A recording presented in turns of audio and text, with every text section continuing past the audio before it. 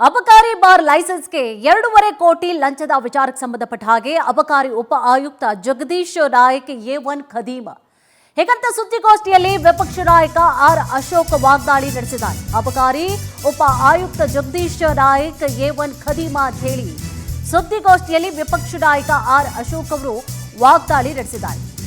Superintendent Thammanna mini ಖದೀಮ ಹೇಗಂತ Ashok ವಾಗ್ದಾಳಿ ನಡೆಸಿದ್ರು. ಲಕ್ಕಪ್ಪ ಗಣಿ ಆತನ ಹೆಸರಿನಲ್ಲೇ ಗಣಿ ಇದೆ. ಮೂವರು ಲೋಕಾಬಲಿಗೆ ಒಟ್ಟು ಸಿಎಲ್ 750 ಲೈಸೆನ್ಸ್. ಪ್ರತಿಯೊಂದಕ್ಕೆ ನೋಡಿ ಇವರು 1.5 ಕೋಟಿ ಲಂಚವನ್ನ ಬೇಡಿಕೆ ಇಡ್ತಾ ಇದ್ರಂತೆ. ಇದು ಬರೋಬ್ಬರಿ 950 ಕೋಟಿ ಲಂಚ ಹೀಗಂತ ಅಶೋಕ ವಾಗ್ದಾಳಿಯನ್ನ ನಡೆಸಿದ್ದಾರೆ. ಅಬಕಾರಿ ಉಪ ಆಯುಕ್ತ ಜಗದೀಶ್ ನಾಯಕ್ ಇದರಲ್ಲಿ ಎ1 ಖದೀಮ ಅಂತ ಹೇಳಿ ಆತನ ವಿರುದ್ಧವಾಗಿ ಅಧಿಕಾರಿಯ ವಿರುದ್ಧವಾಗಿ ಅವರು ಆಕ್ರೋಶಕ್ಕೆ ಕಾರಣವಾಗಿರುವಂಥದ್ದು ಆಕ್ರೋಶವನ್ನ ವ್ಯಕ್ತಪಡಿಸಿದ್ರು ಸುದ್ದಿಗೋಷ್ಠಿಯಲ್ಲಿ. ಏನು ಸೂಪರಿಂಟೆಂಡೆಂಟ್ ತಮ್ಮಣ್ಣ ಖದೀಮ ಅಂತ ಹೇಳಿ ಈ ಸಂದರ್ಭದಲ್ಲಿ ವಾಗ್ದಾಳಿಯನ್ನ ನಡೆಸಿದ್ರು. ಮಂತ್ರಿಗೆ ಮಂತ್ಲಿ ಇಷ್ಟು ಅಂತ ಹೇಳಿ ಕೊಡಬೇಕು ಅಂತ ಆಡಿಯೋದಲ್ಲಿ ಇದೆ, ಕೇಳಿಸ್ತಾರೆ. ಆ ಒಂದು ಆಡಿಯೋವನ್ನು ಕೂಡ ಕೇಳಿಸ್ತಾರೆ. ಮಂತ್ರಿಗೆ ಏನು ಮಂತ್ಲಿ ಇಷ್ಟು ಅಂತ ಹೇಳಿ ಕೊಡಬೇಕು ಹೇಗಂತ ಸುದ್ದಿಗೋಷ್ಠಿಯ ಮಧ್ಯದಲ್ಲಿ ಜಗದೀಶ್ ಆಡಿಯೋವನ್ನ ಕೇಳಿಸ್ತಾರೆ. ಆರ್ ಅಶೋಕ್ ಅವರು ಇಷ್ಟು ದಿನ ಕಾಂಗ್ರೆಸ್ನವರು ಸಾಕ್ಷಿಯನ್ನ ಕೇಳ್ತಾ ಇದ್ರು. ಏನಾದ್ರೂ ಆರೋಪ ಮಾಡಿದ್ರೆ ಸಾಕ್ಷಿ ಇದೆಯಾ ತೋರಿಸಿ ಅಂತ ಹೇಳಿ ಹೇಳ್ತಾ ಇದ್ರಲ್ಲ. ಮಂತ್ರಿಗೆ ಲಂಚ ಕೊಡಬೇಕು ಅನ್ನುವಂತಹ ಆಡಿಯೋ ಇದೆ ನಮ್ಮ ಬಳಿಯಲ್ಲಿ ಹೇಗಂತ ಆ ಸುದ್ದಿಗೋಷ್ಠಿಯಲ್ಲಿ ವಿಪಕ್ಷ ನಾಯಕ ಆರ್ ಅಶೋಕ್ ವಾಗ್ದಾಳಿ ನಡೆಸಿದ್ರು. ಇವತ್ತು 25 ಲಕ್ಷ ರೆಡ್ ಹ್ಯಾಂಡ್ ಆಗಿ ಸಿಕ್ಕಾಕೊಂಡ ಮೇಲೆ ಒಂದು ಕ್ಷಣನೂ ಕೂಡ ತಿಮ್ಮಾಪುರೆ ಅವರು ಅಬಕಾರಿ ಮಂತ್ರಿ ಅಧಿಕಾರದಲ್ಲಿ ಇರಬಾರದು, ರಾಜೀನಾಮೆ ಕೊಡಬೇಕು. ಅವ್ರು ರಾಜೀನಾಮೆ ಪಡೆದಿಲ್ಲ ಅಂದ್ರೆ ಇದರ ಪಾಲು ಮುಖ್ಯಮಂತ್ರಿಗೆ 80% ಹೋಗ್ತೈತೆ ಅಂತ ನಾವು ತಿಳ್ಕೊಂಡಿದ್ದೀವಿ. 80% ಹೋಗ್ತೈತೆ ಅಂತ.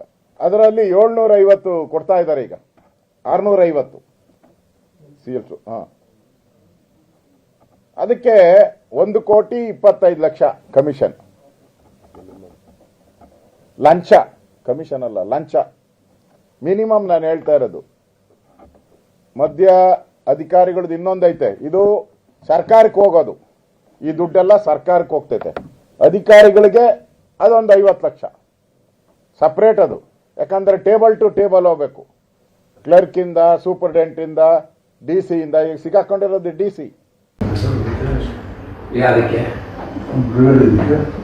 ಮೈಕ್ರೋ ಪ್ಲೇಯರ್ಗೆ ಮಿನಿಸ್ಟರ್ಗೂ 1.5 ನಿಮ್ಗೆ ಈಗ ಪ್ಯಾಕ್ಸ್ ಕೊಡಿ ಏನ್ ನಡೀತಿದೆ ಅಂತ. ಏನೋ ಒಂದು 25 ಕಮ್ಮಿ ಮಾಡ್ಕೊತಾರೆ, ಆಯ್ತು ಹಂಗೆ ಅಂತ ಅದನ್ನ ಅಡ್ಜಸ್ಟ್ ಮಾಡ್ಕೊಂಡು ಇದು ಇಲ್ಲಿಂದ ಎಲ್ಲೆಲ್ಲಿ ಹೋಗುತ್ತೆ ಅಂದರೆ ಇನ್ಸ್ಪೆಕ್ಟ್ರು, ಡೆಪ್ಟಿ, ಇಲ್ಲಿ ಆಫೀಸು, ರೆವಿನ್ಯೂ DC ಆಫೀಸು, ಅಲ್ಲಿಂದ ನಮ್ಮ ಕಮಿಷನ್ ಆಫೀಸಲ್ಲಿ 4 ಟೇಬಲ್ ಹೋಗುತ್ತೆ, ಮಿನಿಸ್ಟ್ರಿಗೆ ಹೋಗುತ್ತೆ, JC ಅಡಿಷನಲ್ ಕಮಿಷನರ್, 2 DC ಇದರಲ್ಲಿ ಅವರೇ ಇಶ್ಯೂ ಮಾಡ್ತಾರೆ. ಕಮಿಷನರೇ ಇಶ್ಯೂ ಮಾಡ್ಕೊಂಡಿರ್ತಾರೆ. ವಿಟಮಿನ್ M ಕೊಟ್ಟರೆ ಇಲ್ಲ ಅಂದರೆ ಓಡಾಡಿಸ್ತಾರೆ. ನಮಗೆ 28 ಇನ್ಫಾರ್ಮೇಷನ್ ಕೇಳ್ತಾರೆ. ಏನೋ ಒಂದು ಇನ್ಫ್ಲೂಯೆನ್ಸ್ ಇತ್ತು, ಸ್ವಲ್ಪ ದುಡ್ಡು ಇತ್ತು ಅಂದರೆ ಹಂಗೂ ನಡೀತದೆ.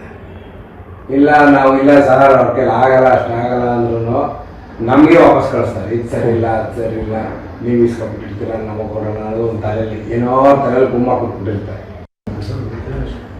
ಅದಕ್ಕೆ ಮೈಕ್ರೋ ಪ್ಲೇಯರ್ಗೆ ಮಿನಿಸ್ಟರ್ಗೂ 1.5 ಈ ವಿಚಾರ ಸಂಬಂಧವಾಗಿ ಹೆಚ್ಚಿನ ಡೀಟೇಲ್ಸ್ ಅನ್ನ ಕೂಡ ನೀಡ್ತಾ ಹೋಗ್ತಾರೆ ನಮ್ಮ ಪ್ರತಿನಿಧಿ ರೂಪೇಶ್. ಎಸ್ ಸರ್, ರೂಪೇಶ್, ಈಗಾಗಲೇ ಒಳ್ಳೆ ಅಧಿಕಾರ, ಕೆಲಸ, ಹುದ್ದೆ ಇರುತ್ತೆ. ಸೊ ಅಂಥದ್ರ ನಡುವೆ ಕೂಡ ಈ ರೀತಿಯಾಗಿ ಲಂಚ, ಅದರಲ್ಲೂ ಕೂಡ ಮಂತ್ರಿಗಳ ಹೆಸರು ಕೂಡ ಕೇಳಿ ಬರ್ತಾ ಇರುವಂಥದ್ದು. ಈ ಒಂದು ವಿಚಾರ ಈಗ ಬಿಜೆಪಿಗೂ ಕೂಡ ಹಸ್ತ್ರವಾದಂಥ ರೀತಿಯಾಗಿ ಕಾಣಿಸ್ತಾ ಇದೆ. ಟೋಟಲ್ ಆಗಿ ಏನಿದೆ ಮಾಹಿತಿ? ಕುಸುಮ, ಇಲ್ಲೀಗ ಈ ಅಬಕಾರಿ ಹಗರಣ ಸಂಬಂಧಪಟ್ಟಂತೆ ಬಿಜೆಪಿ ಹೋರಾಟವನ್ನ ಜೋರು ಮಾಡ್ತಾ ಇದೆ. ಅದೇ ರೀತಿಯಾಗಿ ಈ ಎಲ್ಲವೂ ಕೂಡ ದಾಖಲೆಗಳು ಹೇಳ್ತಾ ಇದಾವೆ. ಅದೇ ರೀತಿ ಆಡಿಯೋಗಳು ಕೂಡ ಈ ರೀತಿಯಾಗಿ ಭ್ರಷ್ಟಾಚಾರ ಆಗ್ತಾ ಇದೆ ಅನ್ನೋದೇ ಪುಷ್ಟಿ ಕೊಡ್ತಾ ಇದೆ. ಇದಕ್ಕೆ ಸಂಬಂಧಪಟ್ಟ ಹಾಗೆ ಅಬಕಾರಿ SP ಅವರನ್ನು ಕೂಡ ಈಗ ಲೋಕಾಯುಕ್ತರು ಬಂಧಿಸಿದ್ದಾರೆ. ಅದಕ್ಕೆ ಸಂಬಂಧಪಟ್ಟಂತ ಆಡಿಯೋ ಕೂಡ ಈಗ ಬಿಜೆಪಿಯ ನಾಯಕರಾಗಿರ್ತಕ್ಕಂಥ ಆರ್ ಅಶೋಕ್ ಅವರು ರಿಲೀಸ್ ಮಾಡಿದ್ದಾರೆ. ಇಲ್ಲಿ ಪ್ರಮುಖ ಸ್ಪಷ್ಟವಾಗಿ ಹೇಳ್ತಾರೆ, ಶಾಸಕರ ಅಥವಾ ಸಚಿವರ ಮಗ ಅಥವಾ ಅವರೇ ಖುದ್ದಾಗಿ ಈ ಬಗ್ಗೆ ಮಾತಾಡ್ತಾರೆ. ಹೀಗಾಗಿ ಏನು ಈ ಚೌಕಾಶಿ ಮಾಡ್ಕೊಳ್ಳೋದು, ಲೈಸೆನ್ಸ್ ಕೊಡುವ ಸಂಬಂಧಪಟ್ಟ ಹಾಗೆ ಏನೆಲ್ಲ ಕೊಡಬೇಕು ಅಥವಾ ಲಂಚ ಎಷ್ಟು ಹಣವನ್ನು ಕೊಡಬೇಕು, ಈ ಸಂಬಂಧಪಟ್ಟಂತೆ ಮಾತುಕತೆ ಕೂಡ ವೈರಲ್ ಆಗ್ತಾ ಇದೆ. ಹೀಗಾಗಿ ಸರ್ಕಾರ ಈಗ ಕೇವಲ 80% ಸರ್ಕಾರ ಮಾತ್ರ ಅಲ್ಲ, ಇಡೀ ಹಣವನ್ನ ಇಲ್ಲಿ ಚುನಾವಣೆ, ಅಸ್ಸಾಂ ಚುನಾವಣೆ ಇರಬಹುದು, ಅದೇ ರೀತಿ ಬೇರೆ ಬೇರೆ ಚುನಾವಣೆ ಕೂಡ ಬಡಿಸಲಿಕ್ಕೆ ಪ್ಲಾನ್ ಮಾಡ್ಕೊಂಡಿದೆ. ಈ ಮೂಲಕವಾಗಿ ಕರ್ನಾಟಕವನ್ನ ಕೊಳ್ಳೆ ಹೊಡಿತಾ ಇದೆ ಅಂತೇಳಿ ಇದೀಗ ಬಿಜೆಪಿ ಹೋರಾಟವನ್ನ ಮಾಡ್ತಾ ಇದೆ. ಅದೇ ರೀತಿ ಜೆಡಿಎಸ್ ನ ಶಾಸಕರಾಗಿರ್ತಕ್ಕಂಥ ಎಚ್ ಡಿ ಮಂಜು ಅವರು ಕೂಡ ಈ ಬಗ್ಗೆ ಸಿಎಂ ಅದೇ ರೀತಿಯಾಗಿ CS ಕೂಡ ದೂರನ್ನ ಕೊಟ್ಟಿದ್ದಾರೆ. ಈ ಸಂಬಂಧಪಟ್ಟಂತೆ ಸಮಗ್ರವಾಗಿರ್ತಕ್ಕಂಥ ಕ್ರಮವನ್ನು ತೆಗೆದುಕೊಳ್ಬೇಕು ಅಂತೇಳಿ ಅವರು ಈ ದೂರಿನಲ್ಲಿ ಹೇಳಿದ್ದಾರೆ. ಹೀಗಾಗಿ ಪ್ರಕರಣ ಮತ್ತಷ್ಟು ತೀವ್ರತೆಯನ್ನು ಪಡ್ಕೊಳ್ತಾ ಇದೆ. ಅಬಕಾರಿ ಹಗರಣ ದೊಡ್ಡ ಮಟ್ಟಕ್ಕಂತೂ ಈಗ ಸದ್ದು ಮಾಡ್ತಾ ಇದೆ. ಹೀಗಾಗಿ ಇಲ್ಲಿ ಕ್ರಮವನ್ನ ಸಿಎಂ ಸಿದ್ದರಾಮಯ್ಯ ತೆಗೆದುಕೊಳ್ಬೇಕು. ಹೇಗೆ ಕ್ರಮ ಅಂತ ಹೇಳಿದ್ರೆ, ಒಂದು ಅವರೇ ರಾಜೀನಾಮೆ ಕೊಡಬೇಕು, ಇಲ್ಲ ಅಂತ ಹೇಳಿದ್ರೆ ಸಚಿವರಿಂದ ಆದ್ರೂ ಕೂಡ ರಾಜೀನಾಮೆ ತೆಗೆದುಕೊಳ್ಬೇಕು. ಈ ಮಟ್ಟಿಗೆ ಭ್ರಷ್ಟಾಚಾರ ಆಗ್ತಾ ಇದೆ.